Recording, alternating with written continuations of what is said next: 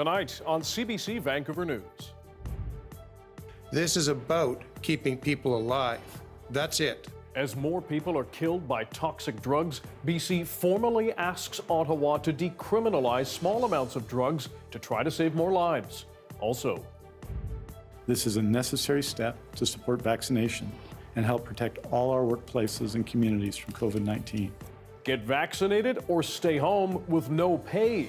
The province lays out the law for unvaccinated public service employees. And we haven't been able to keep up with all the calls. Wave of demand. Canadians are keen on backyard pools almost 2 years into the pandemic. This is CBC Vancouver News.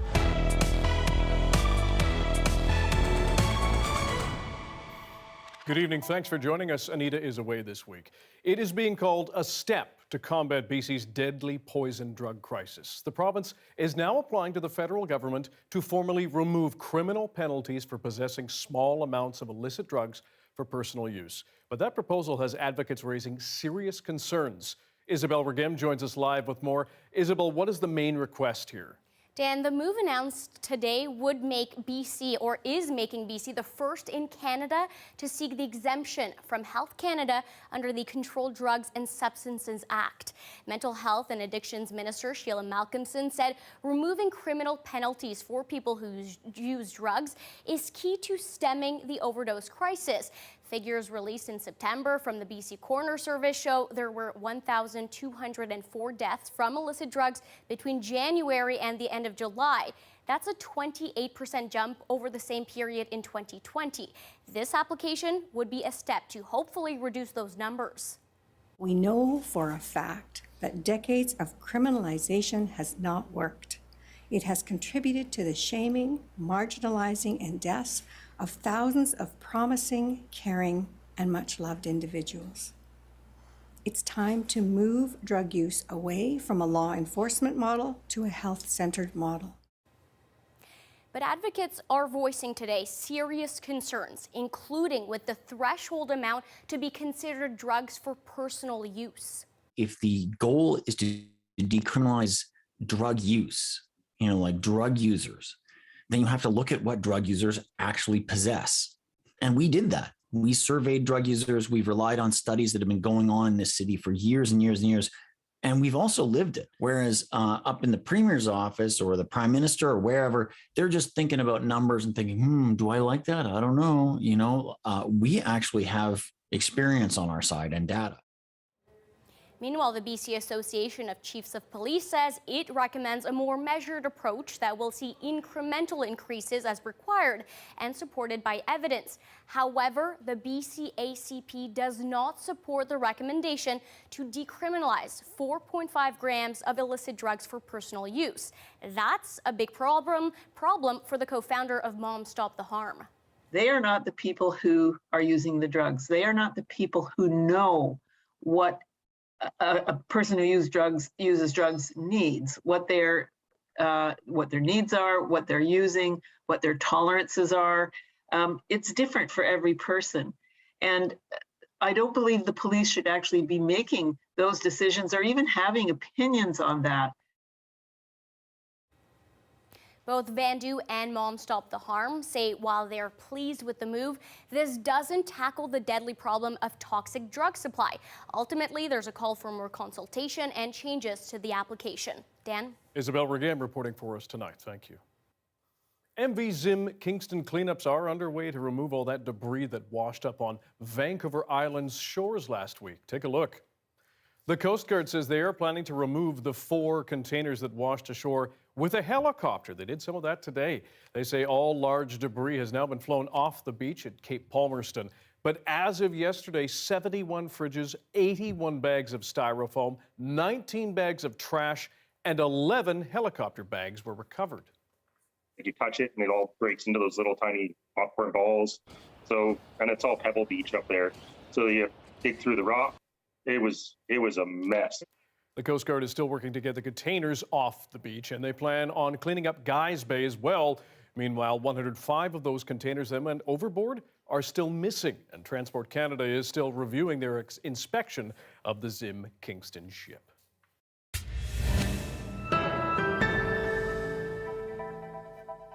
BC's coroner now says nearly 600 people died from extreme heat over our blazing summer. New figures released today show 595 people died from the heat between June 18th and August 12th. 526 of them died during the heat dome that scorched the province from late June to early July. At its worst, almost 10 people died every hour. Health Minister Adrian Dix says this report will help the BC healthcare system better prepare for future heat domes. World leaders are in Glasgow as the UN Climate Summit talks get underway. COP26 is being billed as a turning point and a make-or-break moment to avert a global catastrophe. But millions around the planet are closely watching for concrete actions that go beyond words. As David Cochran reports today, Justin Trudeau stepped forward to unveil Canada's role in tackling that climate crisis. World leaders gather in Scotland with a sense of pessimism in the air after the G20 nations failed to agree to firm commitments on phasing out domestic coal use and hitting net zero. This summit is on the brink. It's 1 minute to midnight on that doomsday clock, and we need to act now. The UN has been hosting these conferences for a quarter of a century, but the last 6 years have been the warmest on record. Existing climate plans aren't seen as ambitious enough, and the goal of keeping global warming to 1.5 degrees is in peril. Enough of treating nature like a toilet. Enough of burning and drilling and mining our way deeper. We are digging our own graves. Or, in Canada's case, losing entire towns. In Canada, there was a town called Lytton. I say was because on June 30th, it burned to the ground.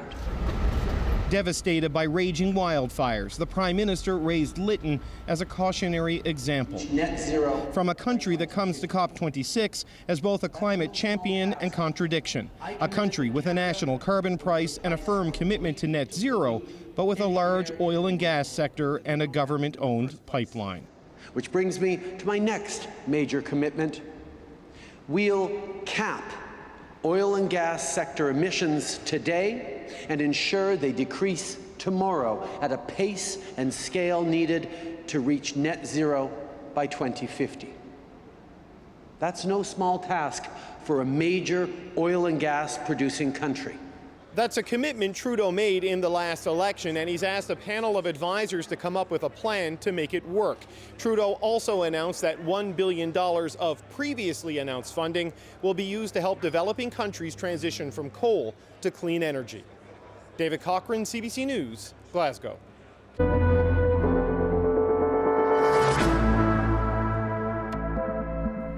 BC health officials have a blunt warning for any unvaccinated public service workers. Get your shots or go home without pay.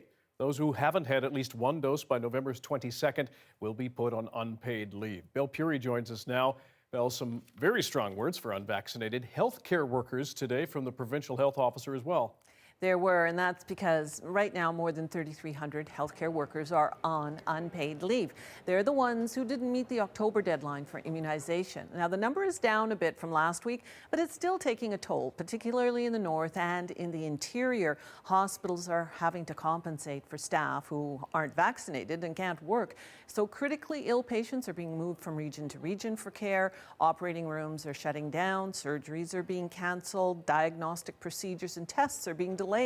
And health officials aren't ready to bring back anyone who doesn't have their shots against COVID-19. If now is not the time that you start to believe in the importance and the value of vaccination in protecting people, then I don't know when is. So if people are in our healthcare system and not recognizing the importance of vaccination, then this is probably not the right profession for them. Now, with public service workers, they were told a month ago everyone has to be vaccinated against COVID. Today, the government issued a deadline. Those workers have until November 22nd to provide proof of vaccination, to disclose their vaccination status, or have at least one dose of vaccine. If they don't, they'll be considered unvaccinated and put on 3 months of unpaid leave. Now, those who have one dose may be offered alternate work arrangements, but they'll have 35 days after their first shot to get a second. Partially vaccinated employees who are not fully vaccinated within that timeline will be placed on unpaid leave. Employees who are still unvaccinated after the 3-month unpaid leave may be terminated. This is a necessary step to support vaccination and help protect all our workplaces and communities from COVID-19. There are roughly 30,000 public servants in BC who work in core government jobs or with various ministries across the province. Now, Bill, last week Dr. Henry announced that booster vaccines are being offered to everybody in a program based on risk. What's the update there? Well, another group has been added to the front of the line. So far, the extra protection shots have been for residents in long-term care, for seniors in the community, and for people with compromised immune systems. But now, if you got 2 AstraZeneca shots against COVID-19, you may get an invitation for a booster sooner than other people. There's data that indicates with the AstraZeneca shots, protection may be waning, so the doses for the general public, they will still be available starting in the new year. All right, Bill Puri, thanks very much. Meanwhile, 1,370 British Columbians tested positive for COVID-19 over the weekend, and that brought our rolling average down to what it was near the end of summer. 25 more people died over the weekend. We've now lost 1,181. Yesterday's total of 332 confirmed new cases was the lowest since one day since August 9th. BC did reach another milestone today. 90% of British Columbians aged 12 and older have now received their first dose of a vaccine. The Guardian newspaper in the UK says former members of the Vancouver Whitecaps women's team are calling for an investigation and the suspension of FIFA's vice president. The paper says the women fear a proposed investigation by Major League Soccer into allegations of sexual misconduct won't adequately address the situation. They want the vice president of the governing body suspended until that probe is complete. The newspaper says the players are expected to make a statement in the coming days.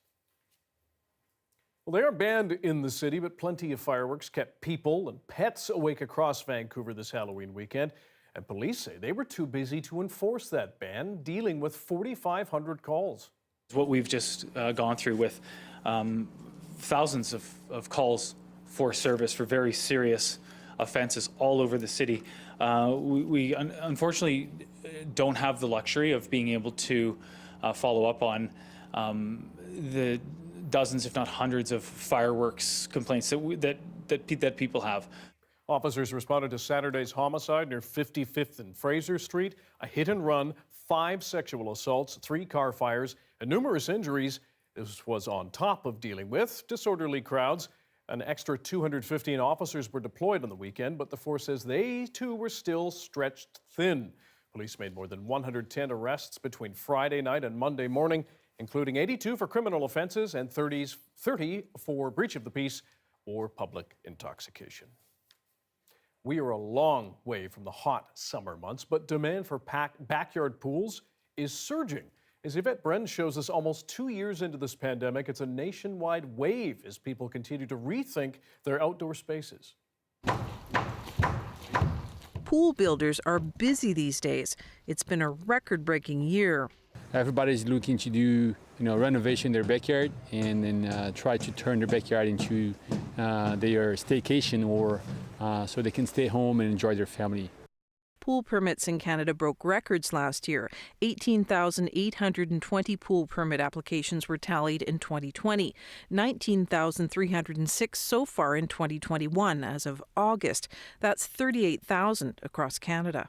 Pools has always been a hot commodity, but we noticed after COVID that the increase in calls and the increase in interest of building pools has picked up. Our revenue and our number of projects has climbed as well throughout the last few years. And to be honest with you, we haven't been able to keep up with all the calls and interest that we have on our business. He says part of the problem is finding enough pool liners and pumps to install. They are at least doubling in their capacity right now. They're doubling in sales. They're tripling in sales. They're sold out well into the next season. It's going to be quite a work of art when it's all done. With all these pools in progress, there are some delays. We live so close to Bunsen Lake and White Pine, but with COVID, it brought so many more people into the area looking for some water you know, and so it's hard to even get into those places. So yeah, COVID definitely played a big role in us wanting to have our own little slice of paradise at home. For many, the pool is, right now, more of a mud hole. It actually will waterfall over the edge there. But they just keep dreaming past the dirt pile to the future party poolside. Yvette Brenn, CBC News, Vancouver.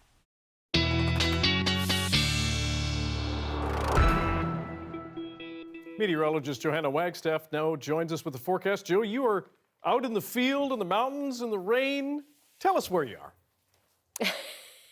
Dan, yes, out in all of nature. I'm actually standing in front of Alice Lake, just outside of Squamish. I'm up here gathering for an upcoming climate change story to do with our glaciers. So looking forward to sharing that with you next week, when I'll also be on the ground in Glasgow for the second week of the climate change conference. So yes, monitoring all things mountain and weather related. And we were sort of chasing the showers on the way back down to Metro Vancouver, moving in quite steadily over the next couple of hours. Let me show you what that looks like on the radar. Pretty heavy back down to Metro Vancouver. This is our story through the overnight, but already looking at some breaks down towards Delta and Richmond. It's not a big system. It's coming in from the southwest, that low pressure system sitting just off our coast. So those southwesterly winds will push the rain in for the next couple of hours. I'm thinking we'll see the steady rain through to about midnight and then clearing right back out again. We've got a series of low pressure systems to kick off this week.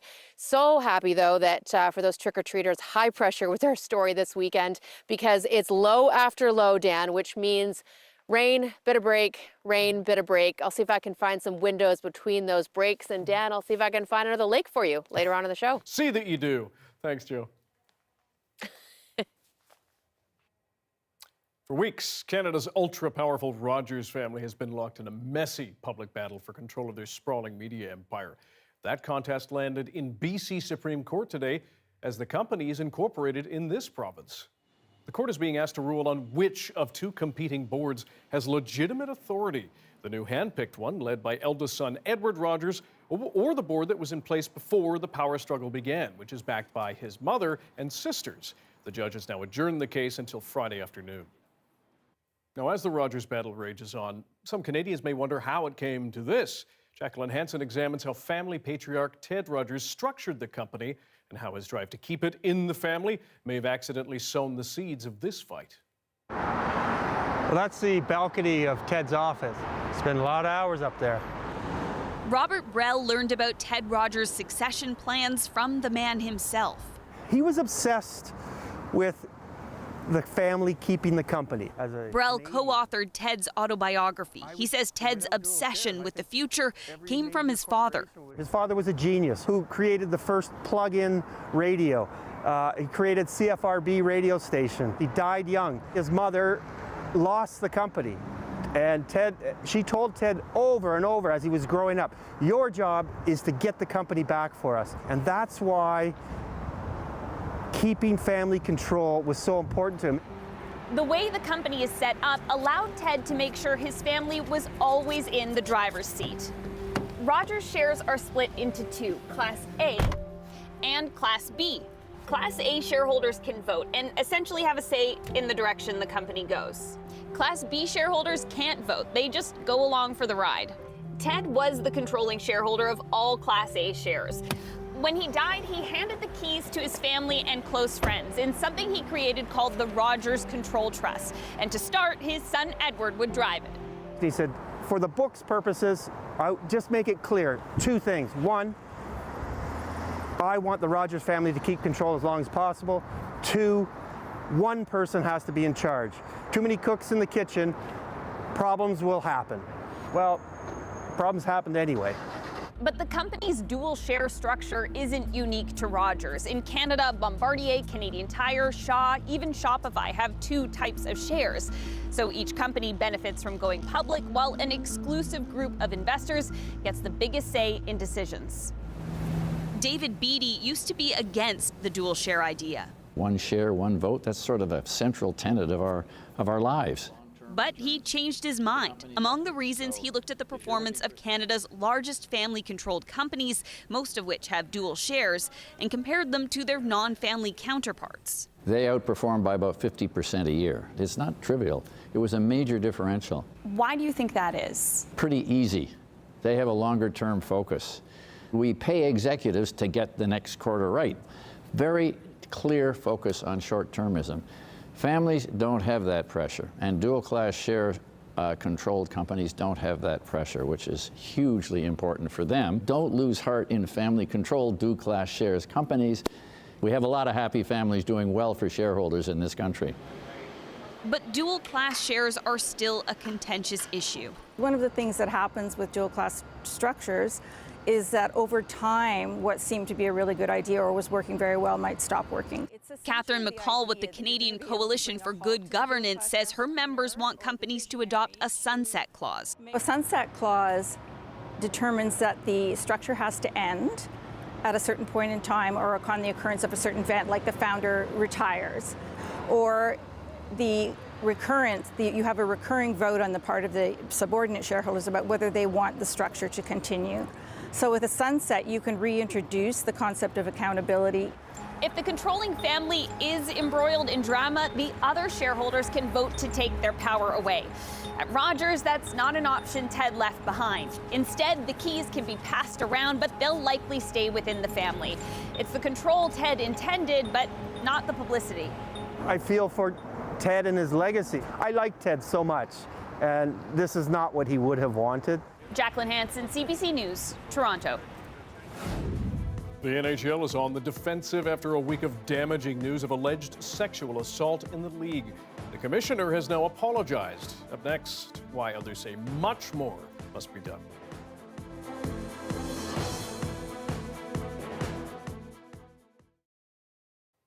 Thank you for sticking around during our commercial-free live stream tonight.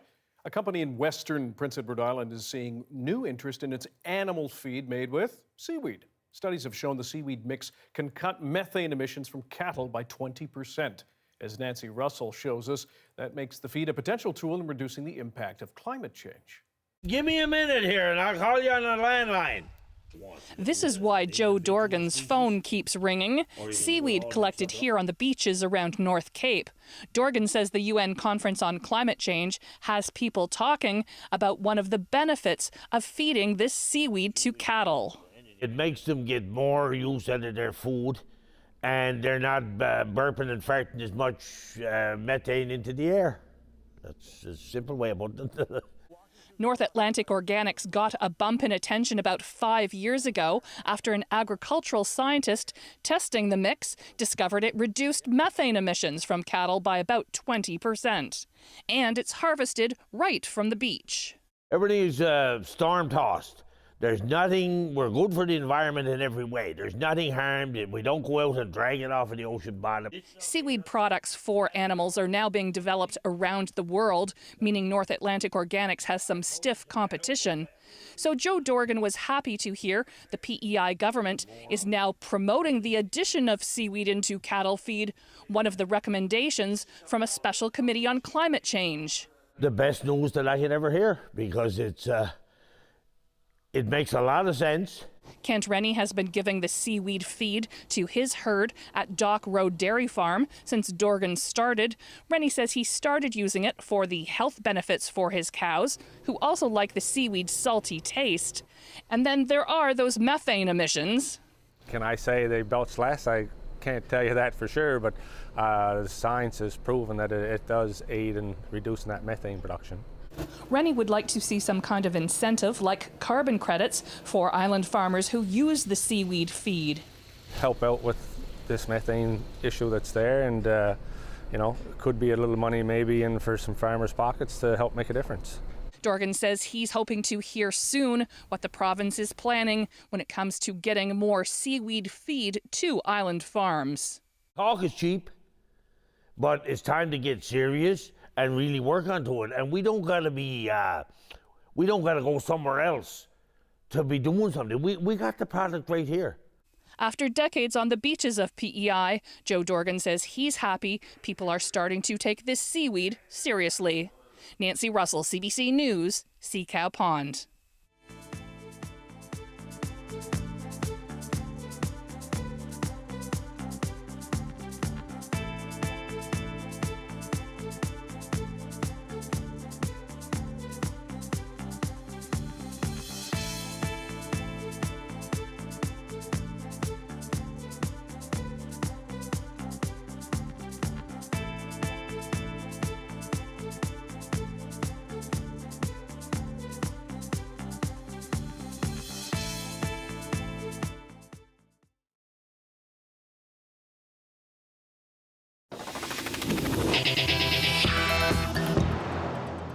Two of the most powerful men in hockey faced some tough questions over the Kyle Beach sexual assault scandal today. NHL Commissioner Gary Bettman and head of the NHL Players Association, Donald Fehr, both have pledged more accountability for what happened. Cameron McIntosh now with how those promises were received. On the ice, business as usual at Winnipeg Jets practice. Off of it, players' union reps like Mark Scheifele looking for answers from NHLPA leadership. You know, it'll be more a listening for me, I'd say, than anything. Similar feelings around the league. I'm just hungry to kind of get to the bottom of what was known. NHLPA Executive Director Donald Fehr is the latest being called out for failing to act after Kyle Beach said he was sexually assaulted by former Chicago video coach Brad Aldrich. Last week, Chicago admitted they ignored the complaint to focus on their 2010 Stanley Cup run. Beach has since gone public. The one thing that I want to make sure that comes from this is change. I am sorry for what he has been through. Today, NHL Commissioner Gary Bettman said the league will review its harassment policies and set up a network to help people at all levels of hockey report abuse. If this horrible situation should serve any constructive purpose, it's to demonstrate that this will not be tolerated. This incident, like no other, is positioned the NHL to be leaders in this space. On Hockey Night in Canada, victims advocate Sheldon Kennedy called out the NHL, saying it needs a culture change. He didn't hear much about that today. A lot of times people don't feel safe enough. They don't feel confident to go for help. Over 25 years, Kennedy's Respect Group has trained 1.7 million amateur athletes and coaches. If the NHL wants help, he says, it can call him. It hasn't. Beach's lawyer says missing is a commitment to victims. That minimizes what happened, you know, as though the error was just an error in communication instead of an error in a disgusting culture that existed. The NHLPA has also apologized. Tonight, it's holding a vote into whether to have an independent investigator look into how it handled the situation. Cameron McIntosh, CBC News, Winnipeg. In Newfoundland and Labrador tonight, uncertainty and worry after thousands of people facing canceled hospital appointments and even surgeries. The province's healthcare system is down after an apparent cyber attack. Chris Noyel Yates has the fallout. Most days you'd be lucky to get a parking spot at the largest hospital in the province. Now it's emergencies only at the Health Sciences Centre and other hospitals in the region.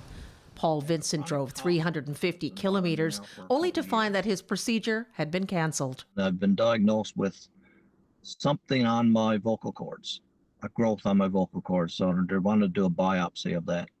This woman's husband was supposed to have knee surgery. You have to be psyched up for this surgery, and you know you're going to be put under, and with what he's already after going through the last 6 months and now this on top of it. The entire province has been hit by an apparent cyber attack, but the eastern region, home to the most people and the most services, has suffered the biggest impact. Our email systems are down, our patient information system is down. We're not able to access diagnostic imaging or lab results. We may have been victims of a possible cyber attack. Sources tell CBC News the healthcare system has been hit by a ransomware attack, where hackers hold information or IT systems hostage until ransom is paid. Health Minister John Haggie says it's still being investigated. Oral questions. The opposition pushed for more details. Unfortunately, we didn't get an answer to understand the serious situation, if there has been a ransom request or not. Unfortunately, for a lot of organizations, it's not so much a question of like if they're going to get attacked, it's more when they're going to get attacked. It doesn't take long for ransomware attackers to reveal themselves, says this expert. Usually after a few days, if they don't receive payment, these groups, when they do steal the data first, they'll usually boast about it and try to shame the victims into paying. That's little comfort to those concerned about getting appointments rebooked. I'd be lying if I said I wasn't a little bit concerned about it. But who do you be angry with?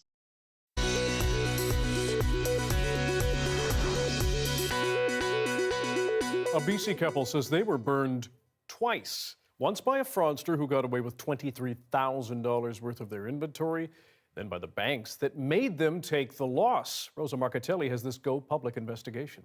So should I start the machine then? Yes. When a $23,000 order for food truck equipment came in June, Bridget and Dan Loicht hoped it was a sign things were looking up for their small business. The pandemic had taken a toll. It's a very big order for our business. The customer paid for the order using his Visa. Bridget made sure he had the ID and signature to match and got the bank to authorize the charges. But when that order turned out to be credit card fraud, the couple says they were burned twice, once by the slick fraudster, then by the banks. Chase Bank, which handled the transactions, told the Loichts they'd have to take the loss because no chip and PIN was used. Bridget was stunned, saying she witnessed the customer use both for all of the transactions. It just blows my mind that they can do this to us. A bank fraud expert says no system is foolproof, and she's surprised Chase would go after the victims so hard. What you likely have is a spoofed card or an otherwise fraudulent card that has been created to specifically defraud merchants. Things took a turn after Go Public started asking questions. Chase had told the Loichts there was nothing it could do, saying it was another bank's decision to get the couple to pay, RBC, the bank that issued the credit card number used in the fraud. But RBC tells Go Public it was Chase that missed deadlines and failed to provide the evidence needed when the Loichts tried to get the issue handled themselves. So the couple's case died there. Banks and credit card companies can blame businesses for fraud because the government allows them to make their own rules, says this advocate. It's incredibly frustrating and can be really damaging for a lot of these smaller companies. Adding insult to injury, Bridget says, is that businesses already pay what are called swipe fees. Up to 2.5% from every credit card transaction goes to banks, partly for accepting the risks involved, like fraud. After Go Public investigated, Chase initially offered to return $5,000 of the $23,000 it took from the Loichts as a goodwill gesture. But after repeated questions about what the bank did and why, it returned almost $17,000 to the couple. Rosa Marcatelli, CBC News, Calgary. In one day, Meng Wanzhou and the Huawei saga in Canada was wrapped up. But 3 years later, we're still wondering, what was it all about? Coming up, our reporter Jason Proctor uncovering a truly unprecedented court case. Stick around.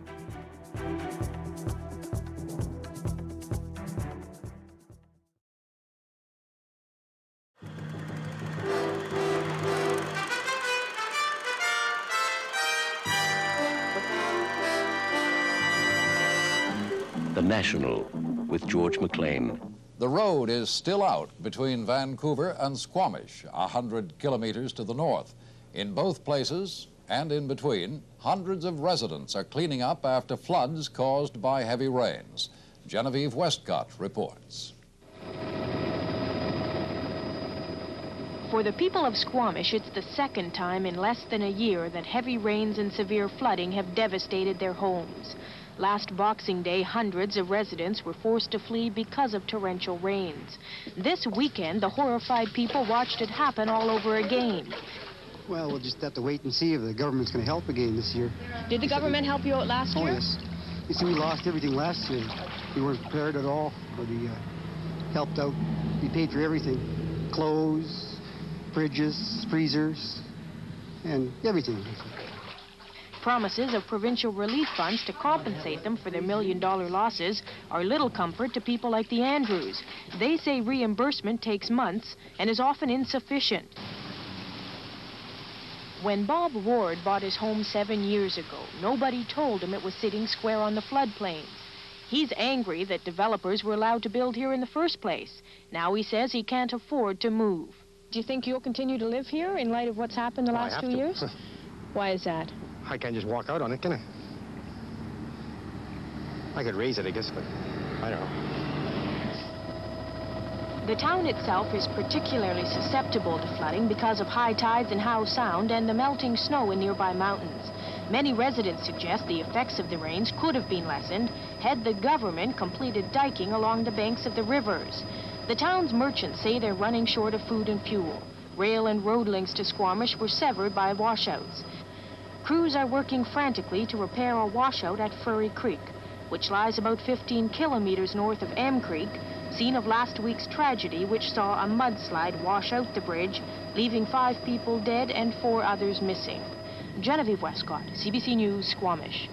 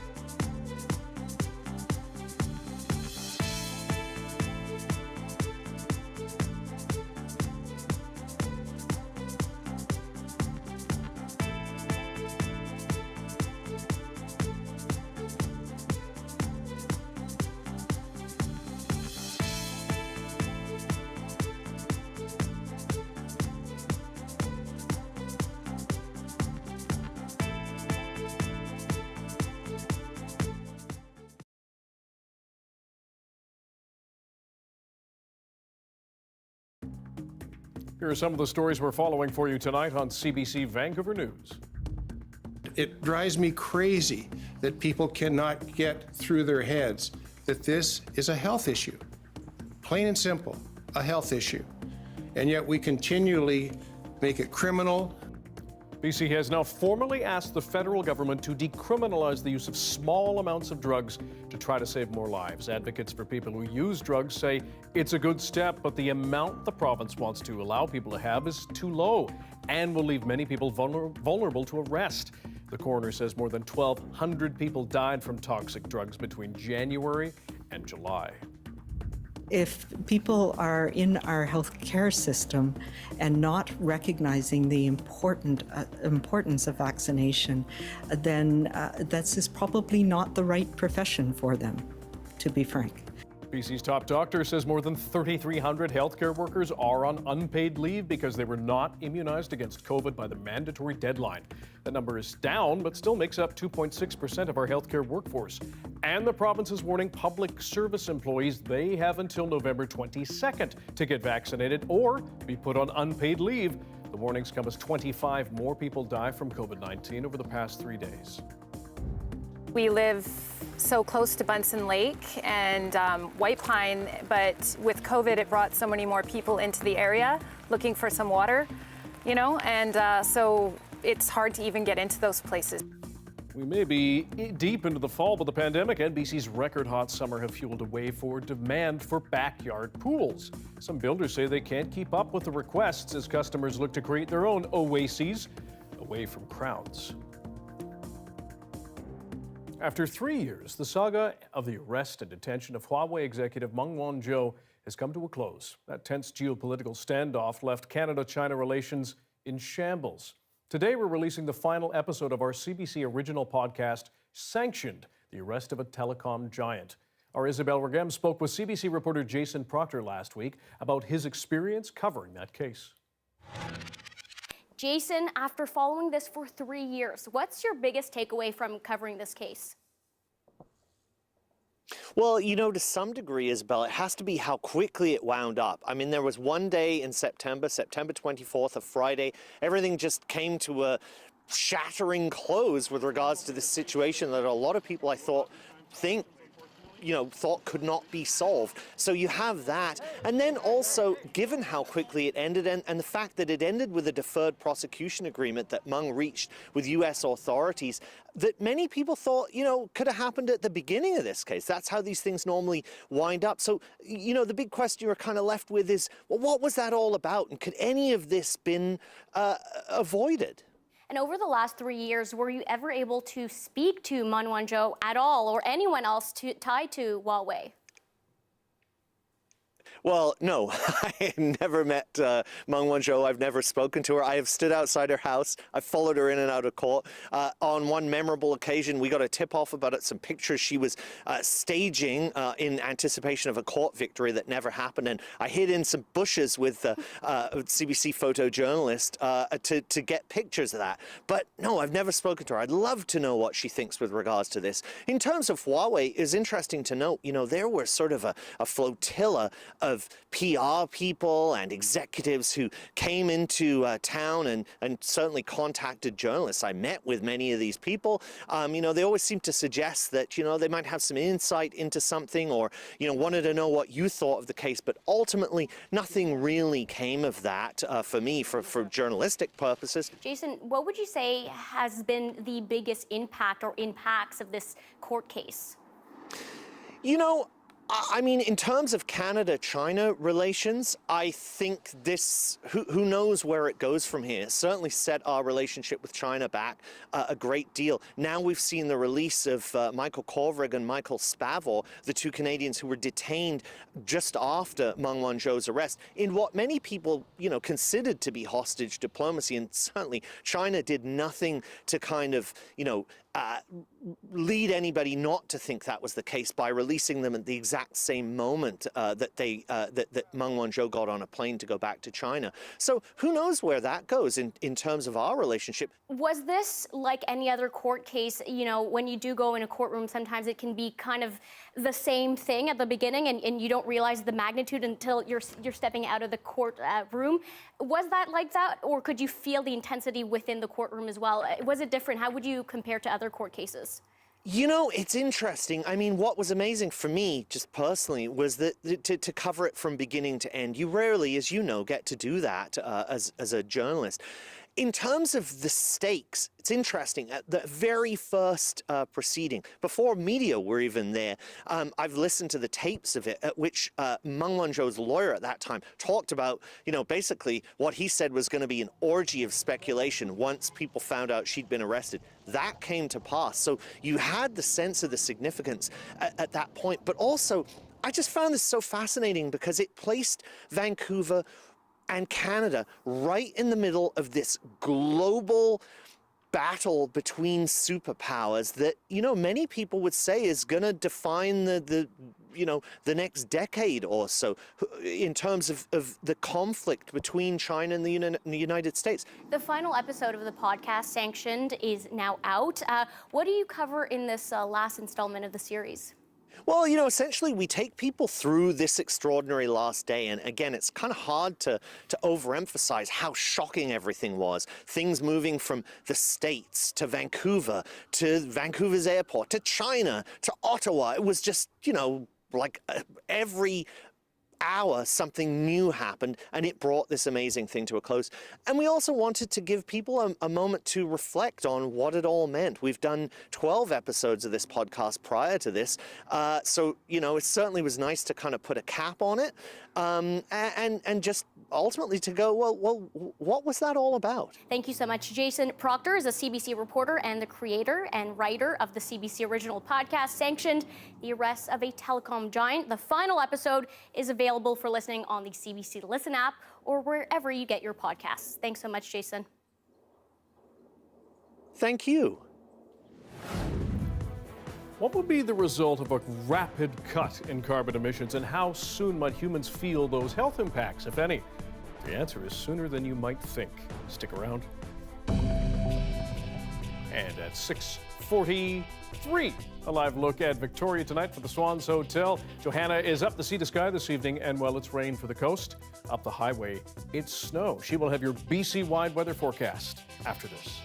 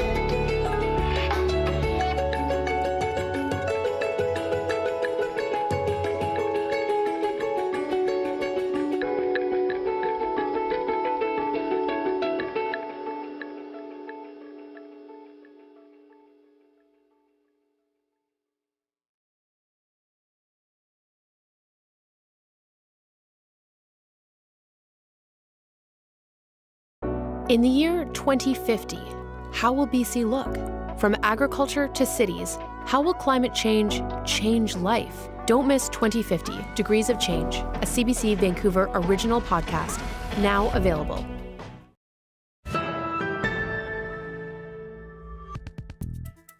As world leaders meet at the UN Climate Conference in Glasgow, Justin Trudeau alluded to the tragic fate of Lytton, in that it's time to step up. In Canada, there was a town called Lytton. I say was because on June 30th, it burned to the ground. The day before the village burned down, the temperature hit 49.6 degrees Celsius, the hottest ever recorded in Canada. We've already seen how climate change can have a devastating impact on people's health, but new research suggests cutting carbon emissions now could save many lives. And as Lauren Pelly explains, those health benefits could come sooner than you think. Curbing climate change can feel like a long-term problem with far-off solutions. Yet a new study suggests efforts to clean our air may also provide sweeping health benefits in our own lifetimes. The same way we saw with COVID lockdowns, air gets clean right away. A research team from Duke University found limiting global warming to no more than 2 degrees could boost air quality, prevent many respiratory infections, and avoid roughly 4.5 million premature deaths, as well as 1.4 million hospitalizations and ER visits. That's just in the US and just over the next 50 years. There's just so many benefits. The researchers analyzed dozens of studies on air pollution and human health, then built their predictions using NASA climate modeling. This Canadian climate change expert says it pays to act fast and be aggressive. Addressing the climate crisis in Canada means eliminating the use of fossil fuels within decades. So when we do that, we get those same kinds of benefits that they found in this US study. The health impacts go beyond air quality. In the Maritimes, rising sea levels threaten coastal communities. Out west, extreme heat this summer claimed hundreds of lives. And in the north, rising temperatures and thawing permafrost have a ripple effect. If climate change is also impacting the migration routes of animals, well then the harvesting habits of Inuit will be changed, and the healthy country food is not becoming readily available.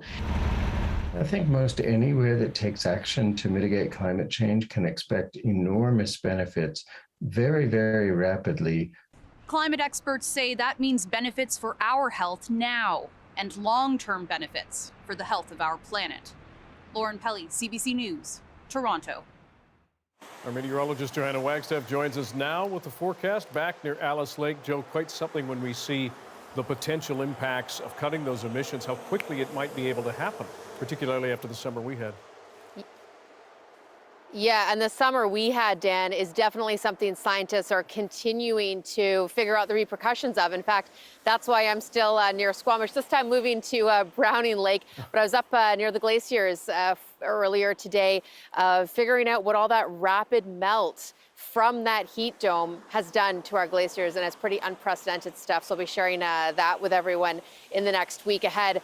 Right now, rain is certainly our big story. Some of you wondering where the snow is, and snow levels will be dropping in the days ahead, but it is rain for our locals and valley bottoms and sea to sky for now. Let me take you through the big picture. We are going to see Arctic air begin to move down. So just starting you off Wednesday morning, we've got that rain moving in tonight through to Tuesday morning, bit of a break, and then another round of rain moving in for Wednesday into Thursday. And this one bringing heavier rain as these lows slide up the coast. I've got to keep the risk of showers in between rounds of heavy rain going right through to our weekend. But tomorrow, we won't see the rain across the interior. So far, these coastal lows are just sliding up the coast. So getting some good sunshine in through Kelowna, Williams Lake, Prince George, even in through the Kootenays.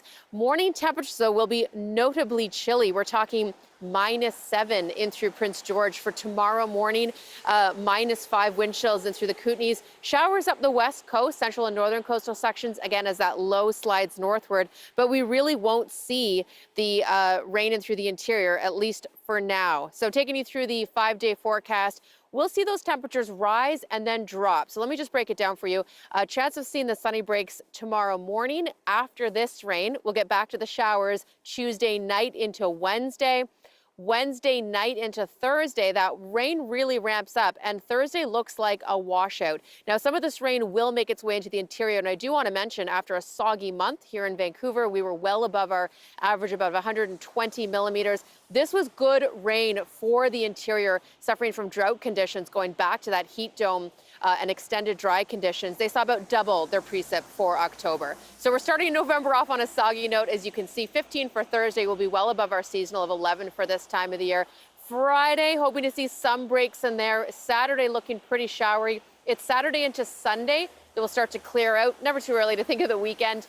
Looks like Sunday will be the drier of the days. But it's Thursday into Friday, Dan, that I think the snow levels are going to drop. So Thursday, Friday rain, looking to see snow for our locals and possibly for the sea to sky. A lot of chatter amongst meteorologists, Dan, that our first big cold snap could be coming. So I'll keep you posted on all things cold, including glaciers. Yes, indeed, you chattering classes. Thanks, Joe. Welcome. Your morning wake up might make your day a bit more sustainable, but the Earth's not so much. One Finnish research team is making your cup of Joe Mother Earth friendly. Stick around.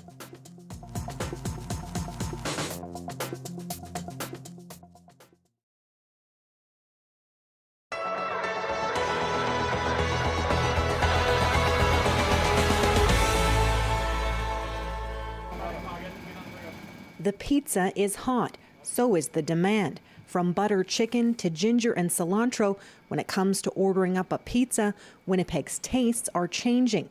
Indian-style pizza joints are popping up throughout the city. When I started, it was hard to get the people aware Indian pizza is Italian. Who eats Indian pizza, right? When Jagtaran Singh Sidhu opened his first restaurant in 2008, pizza was popular, but there was one big problem.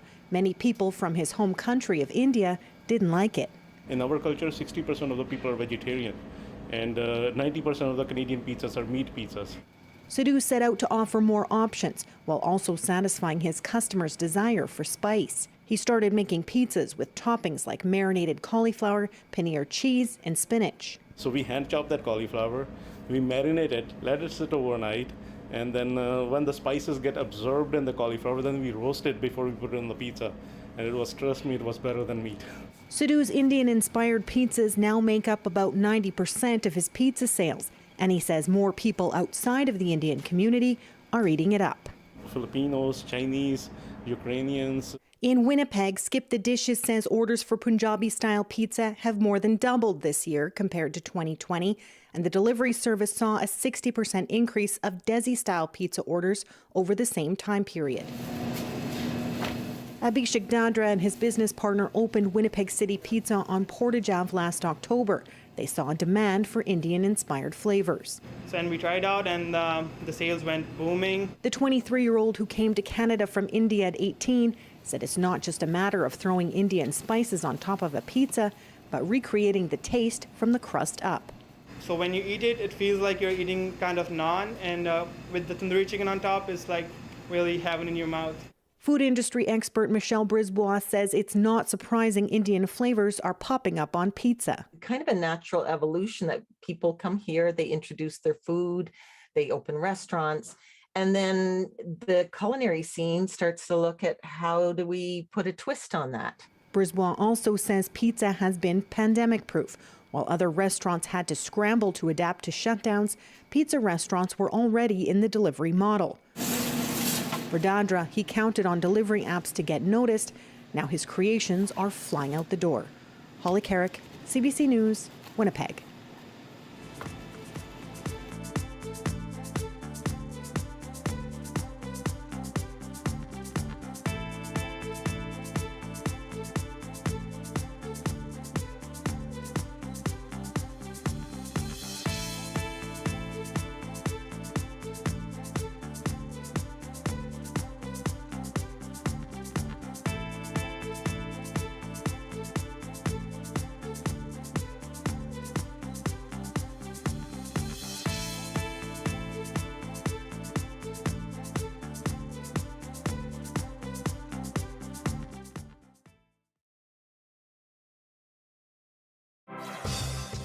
Hi, I'm Amy Bout, and here's what's in your CBC Vancouver inbox.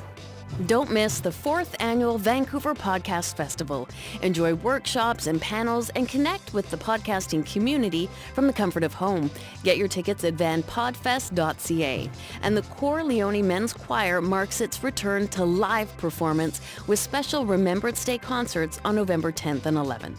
Get tickets and learn more at corleone.org.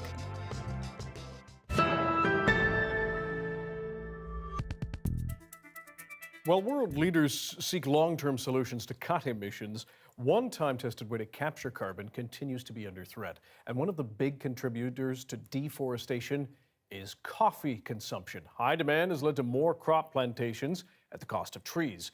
But is there a way to make a cup of joe that's also sustainable for Mother Earth?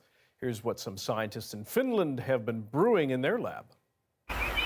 Climate change is front and center for the coffee industry because we're seeing throughout the tropical coffee belt farmers being impacted by climate change. We propose an alternative process here. We skip the farming part and we use plant cell cultures instead. So actually real coffee cell cultures, but they are not generated in the field, but instead we are growing them in bioreactors. There's a noticeable roasted odor. Then depending on the roast level, it can be also quite fruity, quite green. It tastes a combination of different types of coffees.